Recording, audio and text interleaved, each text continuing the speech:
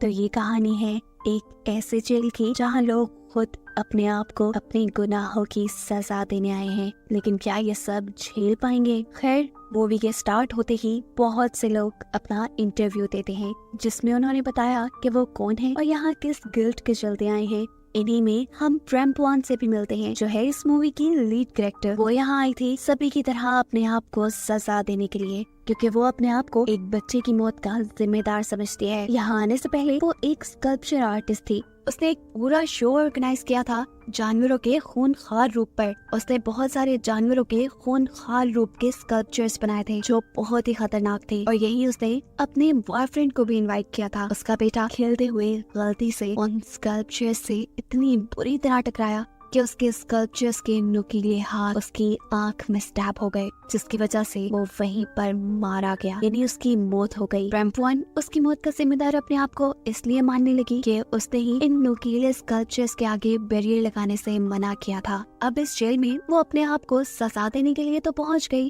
पर बिना इसके खतरों और नतीजों को जाने। यहाँ पर उसका रूममेट है जमान। जमान एक मैथमेटिशियन है और मैथ के जुनून ने उससे उसकी जॉब, फैमिली सबको दूर कर दिया, क्योंकि कुछ अर्सा पहले उसके दिमाग में नई इक्वेशन आ गई थी जिसे सॉल्व करने में उसने सालों वेस्ट कर दिए, लेकिन आज तक भी वो उसे सॉल्व नहीं कर पाया। वो प्रेमपुआन से भी इस इक्वेशन को सॉल्व करने को कहता है। इक्वेशन थी -1 का अंडर रूट क्या होगा। प्रेमपुआन इसे सॉल्व नहीं कर पाती। उसे लगा कि ये तकरीबन इम्पॉसिबल है, और इसी इम्पॉसिबल चीज के पीछे तो वो पड़ा हुआ था अपने दिमाग में चलने वाली लूसर और गट फीलिंग को कम करने के लिए। वो भी यहाँ पर आ गया। खैर, अब हम यहाँ के मास्टर से मिलते हैं, जो इस पूरी ऑर्गेनाइजेशन यानी इस जेल को लीड करता है। वैसे तो इस जेल को बनाने वाला कौन है वो अभी तक नहीं बताया गया, लेकिन ये मास्टर खुद एक कैदी है और इसका एक पूरा ग्रुप है। ये जेल एक टॉवर नुमा जेल है, जिसके अंदर 362 से भी ज्यादा फ्लोर्स हैं। हर रोज सबसे ऊपर वाले फ्लोर से खाना मिलना शुरू होता है और पहले फ्लोर को 1 काउंट किया जाता है।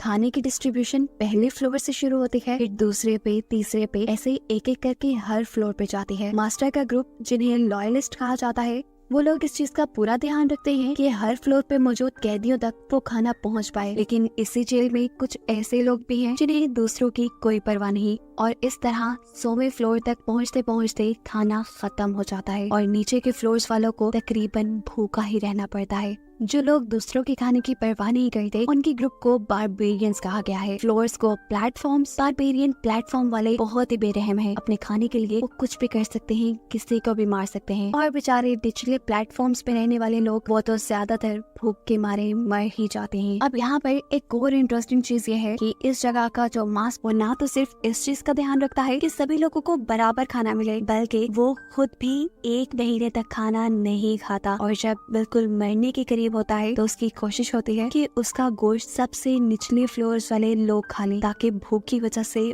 उनकी मौत ना हो। और अगर लॉयलिस्ट ग्रुप का कोई मेंबर उनका रूल या लॉ फॉलो नहीं करता, कि लोग उसे या तो मार देते हैं या उसकी बहुत बुरी सजा देते हैं। यहाँ आने से पहले सबसे बस एक बात पूछी गई थी कि उनका फेवरेट फूड क्या है, जिसके बाद उन्होंने जब तक यहाँ रहना था उनको बस वही फूड मिलने वाला था। हाँ, बस यहाँ पे रहने वाले लोग एक्सचेंज कर सकते थे। अगर उन्हें कुछ नहीं खाना होता था तो वो अपने रूममेट के साथ एक्सचेंज कर लेते थे, और ये भी बस तभी हो पाता था जब ऊपर रहने वाले लोग उन तक खाना पहुँचने देते। तो ऊपर के फ्लोर्स पे रहने वाले लोग नीचे वाले फ्लोर्स के ऊपर नजर रखते थे, और कोई भी अगर अपना रूल तोड़ने की कोशिश करता था या फिर किसी दूसरे का खाना खाने की कोशिश करता था, तो ऊपर से इन्हें सजा मिल जाती थी। सजाओं में या तो उनका हाथ काट दिया जाता था या फिर उन्हें मार भी दिया जाता था। और अगर कोई इस जेल में मर जाए तो उसका खाना किसी दूसरे को देने की इजाजत नहीं फिर भी, बल्कि उसका खाना यहाँ पर वेस्ट कर दिया जाता है। प्रेमपुआन जब यहाँ पर आई तो उसे प्लेटफॉर्म 24 मिला, जिसके चलते उस तक काफी खाना पहुंच जाता था। लेकिन हर महीने ये जेल रीसेट होता था। ऊपर के प्लेटफॉर्म्स के लोग नीचे और नीचे के लोग ऊपर जाया करते थे। हर एक को नया प्लेटफॉर्म मिल जाता था, और वो जब 174th फ्लोर पे गई तो उसके पास खाना बहुत कम पहुंचने लगा। और यहाँ पर भी फिर लॉयलिस्ट उनके ऊपर रूल्स लागू कर देते थे कि तुम लोगों ने अपने खाने में से कुछ हिस्सा छोड़ना भी है, ताकि नीचे वाले खाना खा पाए। अक्सर लोग जो अपना फूड शेयर नहीं करना चाहते थे, लॉयलिस्ट उन्हें बताते थे कि देखो, तुम पे भी वो वक्त आएगा जब तुम निचले फ्लोर्स पे जाओगे, और अगर सोचो तुम्हारे बारे में किसी और ने ना सोचा और तुम्हारे लिए किसी ने खाना ना बचाया तो तुम मर सकते हो। लॉयलिस्ट तो ये बात समझ जाते थे, लेकिन बारबेरियन नहीं। बारबेरियन दूसरों का भी खाना खा जाया करते थे और ऐसे ज्यादातर लॉयलिस्ट की भी कुर्बानियां जाया चली जाती थी। खैर, अब दोबारा शिफ्टिंग का वक्त आ गया और जेल में सभी लोगों के प्लेटफॉर्म्स बदल दिए गए। रैम्पॉन और जमान को मिला इस मर्तबा 180वां प्लेटफॉर्म, जहाँ खाने के नाम पे अगर इन्हें प्लेट चाटने को भी मिल जाती वो भी गनीमत थी। भूखे रहते रहते यहाँ इन्हें 20 दिन गुजर गए। 10 दिन अभी भी और बचे थे नई शिफ्टिंग होने में, और उस शिफ्टिंग पर भी ये लोग भरोसा नहीं कर सकते थे। क्या पता ये लोग वापस ऊपर वाले प्लेटफॉर्म में जाने के बजाय निचले प्लेटफॉर्म्स पे चले जाते। भूख से बुरा हाल हो जाता है। जमान अब ये सब बर्दाश्त नहीं कर सकता था। उसकी हालत दिन ब दिन बिगड़ने लगी थी, इसलिए उसने अपनी जिंदगी यहाँ पर खत्म करने का फैसला किया और अपने आप को आग लगा दी। उसके जिस्म के जलते हुए टुकड़े जब नीचे के प्लेटफॉर्म्स में गए तो इन लोगों ने कुछ नहीं सोचा कि ये एक इंसान का जिस्म है। उन्होंने बस खाने की जिस्म पहले ही जल चुका था, उनके लिए तो ये पके हुए जैसा ही था। और अपने आप को जिंदा रखने के लिए वहाँ पर मौजूद अभी नीचे वाले कैदियों ने जमान का गोश्त पेट भरने के लिए खा लिया। जमान के जाने के बाद रैम्पॉन को मिल गई एक नई रूममेट, जिसका एक हाथ पहले से ही कटा हुआ था क्योंकि उसने लॉयलिस्ट के एक लॉ को तोड़ा था, जिसमें उसका ज्यादा कसूर भी नहीं था। यहाँ पर मरने वालों की लाशें इधर उधर फेंक दी जाती थी। उसने बस मरने वाले की लाश से एक दूसरे भूखे का पेट भरा था, और जिस बंदे ने वो गोश्त खाया था उसकी आंखें निकाल कर उसको भी मार दिया गया। अभी ये लोग बातें ही कर रहे थे कि इनके सामने खाने की लिफ्ट आ गई। खुशकिस्मती से इनके सामने आज काफी सारा खाना आया था, क्योंकि जेल की शिफ्ट चेंज होने की वजह से इनकी किस्मत चली थी और इनके ऊपर मौजूद सभी लोग लॉयलिस्ट थे जो नीचे वाले लोगों के लिए खाना बचाया करते थे। ये खाना उनके लिए तो ज्यादा था, लेकिन क्या मालूम था कि नीचे जाते जाते नीचे के लोग इस खाने के साथ क्या सलूक करें और आखिरी प्लेटफॉर्म के लोगों के लिए खाना बचे या ना बचे। अब रैम्पॉन और उसके साथी डिसाइड करती है कि वो दोनों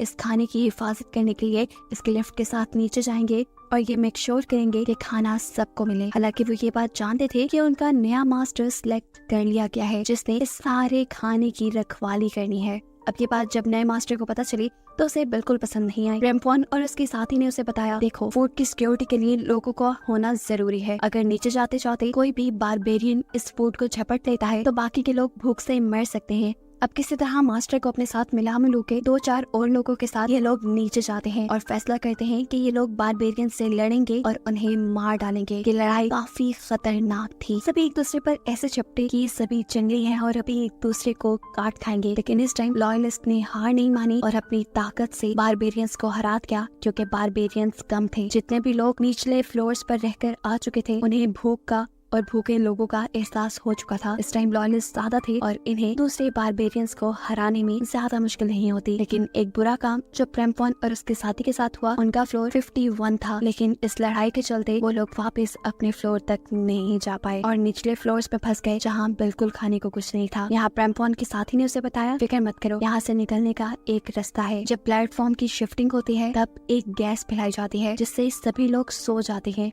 और अगर कोई इस गैस की वजह से ना सोए तो वो यहाँ से निकलने में कामयाब हो सकता है। अब इन्हें बस 1 महीना ही और काटना था शिफ्टिंग के वक्त का। इन लोग बेसब्री से इंतजार कर रहे थे, लेकिन उससे पहले ही लॉयलिस्ट ने मिलकर इन्हें सजा देने की ठान ली, क्योंकि इन्होंने लॉयलिस्ट के कानून तोड़े थे और अपना फ्लोर भी छोड़ दिया था। अब क्योंकि रैम्पॉन की साथी ने दूसरी मर्तबा रूल तोड़े थे लॉयलिस्ट के, तो इसकी सजा में उसे जान से मार दिया जाता है, जबकि रैम्पॉन को ये लोग बुरी तरह बांध कर उसका हाथ काट देते हैं। रैम्पॉन की साथी को खाने के टेबल के साथ बांध कर निचले फ्लोर्स पर भेज दिया जाता है, जहाँ के लोग न जाने कितने वक्त से भूखे थे। वो लोग उसकी बॉडी को चीर फाड़ कर खा जाते हैं। रैम्पॉन उस लड़की की मौत से बहुत ज्यादा दुखी थी। इस मर्तबा वो 72वें प्लेटफॉर्म पे थी और उसका रूममेट एक बूढ़ा आदमी था जिसके पास एक चाकू भी था। रैम्पॉन उसे चाकू ले लेती है क्योंकि अब उसके दिमाग में एक नई प्लानिंग चल रही थी। वो अब बारबेरियंस के बजाय लॉयलिस्ट से बदला लेना चाहती थी, जिसने उससे उसका हाथ और उसकी साथी को छीन लिया। हालांकि वो अच्छा काम कर रहे थे, उसे अब लॉयलिस्ट से ज्यादा बेहतर बारबेरियंस लगने लगे थे। बेशक वो किसी का खाना चुरा लेते थे,